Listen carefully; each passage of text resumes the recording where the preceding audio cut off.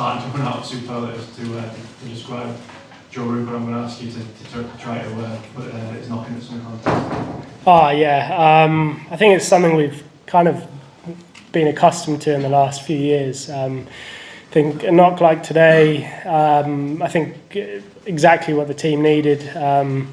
Pretty flawless, didn't really give away any chances, and just played his game. And I think the way he goes about his cricket, the way he trains, the amount of runs he's scoring now is just amazing. And he's a joy to watch and see how he goes about his stuff. And obviously he just keeps getting better and better. Yeah, you mentioned keeps getting better and better. I think it's about 2,500 since he turned 30. Obviously you've been in the side for a lot of that. Just how enjoyable is it to watch him go about his business, and how comforting is it from a team perspective that you can rely on so often? Yeah, I mean, it's great, obviously, as a team perspective, having someone come in and score so many runs so consistently. I think it's not something we try and rely on, but I think the way he steps up, it's incredible. And I think it's probably since he's 30, 4 or 5 years, I mean, that's just a ridiculous number. That's a ridiculous number of hundreds, and I'm sure he's hungry to get many more over the next, probably, especially 6 games. As well as that, he's moved up to second on the all-time Test run scorers list. Do you know if he was aware of that this week at all? And did anyone sort of jam him on about it? No, he would have been aware about that. No, I think that's he's not a big one. I don't think for kind of, what's the word, landstones, landmarks. He's landmark. I don't know.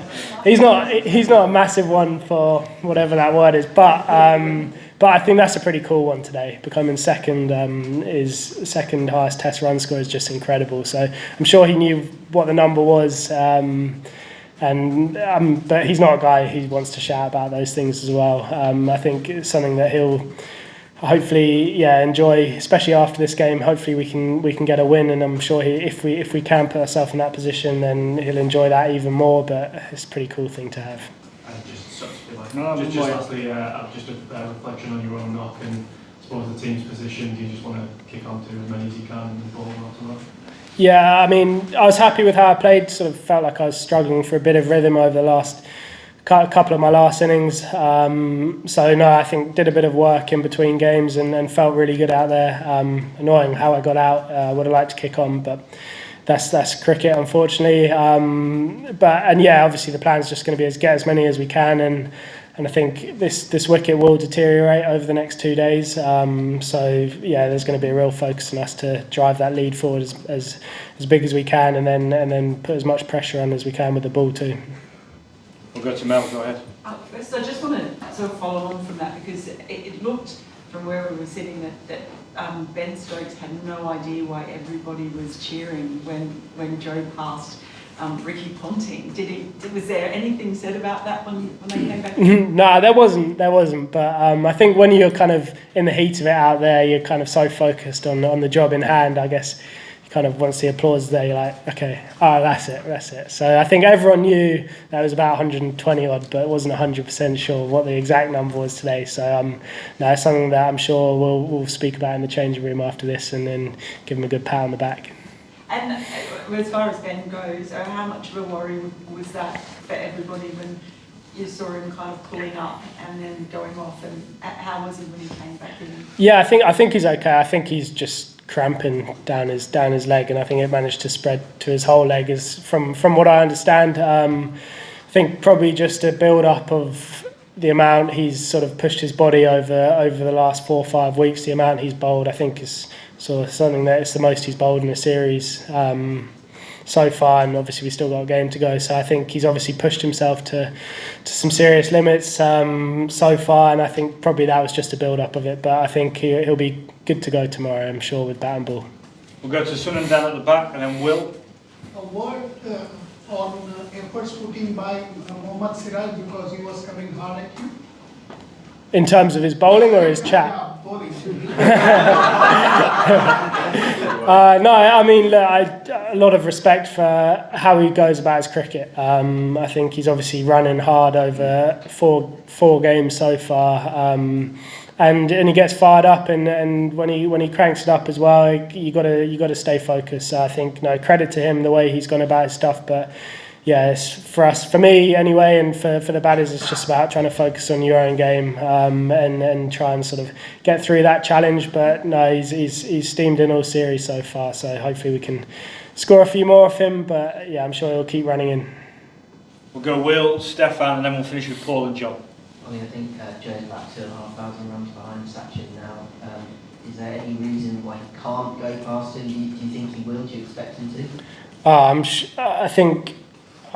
He loves playing for England in Test cricket more than anything. So I'm sure if his body allows, then I'm sure he'll have the hunger to play. I'm not sure how many games he needs at the minute, the way he's batting, but I'm not sure that would be. He'll obviously be driven to make it to number one, but I think he just wants to keep playing as long as he can. I think the excitement he still has to play Test cricket. Whenever we rock up at the start of the series, he's always got the biggest smile on his face. So no, I think the hunger he has for it, I wouldn't be surprised if he can chase him down. Go ahead. Ollie, you said that Ben was cramping up possibly because of how much he's bowled, most overs that he's bowled in a series. It feels like we've asked you a lot about being one of the people that has to look after Ben to make sure he doesn't push himself too much. So one, how's that going? And secondly, what about that balance of, when he is bowling so well and he is taking the wickets that he is, but also making sure he can still be the batter that you want him to be as well? Yeah, I think that's probably one of my challenges that doesn't always go my way in the field. I think everyone knows what a competitor he is and the lengths he's prepared to push his body to get the job in hand done. And I think this has been a series so far where we've had to push to get the results that we've wanted in the two games that we've won, and he realises that he's been a massive part of that with bat and especially ball so far this series, and that's something that I guess he's willing to risk. I think for me as his vice captain, I'm there to sort of give him a nudge, but he also gets this crazy look in his eye sometimes when you go over, and I think Ruti's obviously kind of plays a similar role in some respects too, and there's times where you can't take the ball off him, and he gets his vision, and that's what makes him such a great cricketer, and I guess the way he does that kind of drags the other bowlers along too. So no, I think the way he's pushed himself this series, and he's given everything to making sure he's as fit as he can be coming into this series. So I think that's the rewards he's getting for the work that he's done before, and he's prepared to push himself to get those rewards. And then Paul. All the talk on TV and radio tonight, Ollie, mainly from England captains and so on, was about a baseball team that's maturing and has other ways to play when you choose to play in other ways. Is that the way it feels in the dressing room? Yeah, I think definitely, and I think this is for us to play a very strong side like India now. We've had to get the results that we've wanted so far, and hopefully going forward as well. I think had we not played with our brains as well, then we might not be 2-1 up in the series at the minute.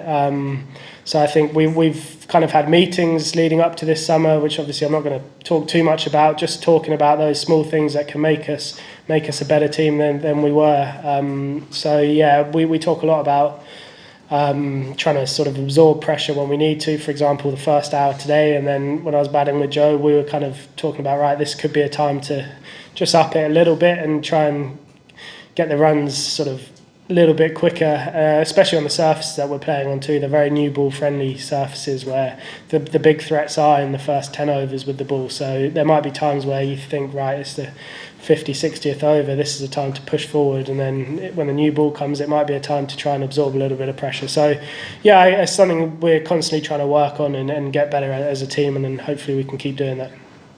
John, last one please. Joe appears to trail the ball when he was out and was limping off, or limping as he came off.